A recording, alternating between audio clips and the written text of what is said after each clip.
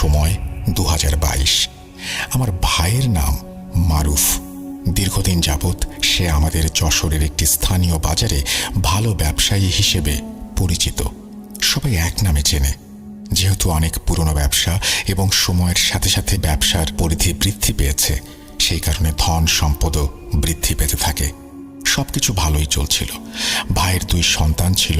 তার ভেতর ছোট সন্তানটির নাম ইয়াসিন, ভাইয়ের বড় সন্তানটির নাম রাকিব। এছাড়া তার পরিবারে তার স্ত্রী, বাবা মা আছে। রাকিব প্রতিদিনের মতো সেদিন স্কুলে গিয়েছিল, মারুফ ভাইয়া বাজারে ছিল।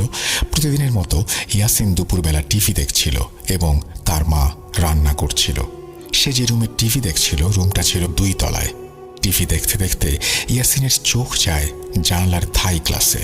হালকা ফাঁক হয়ে থাকা জানলার ওপাশে একটা আবছা অবয়ব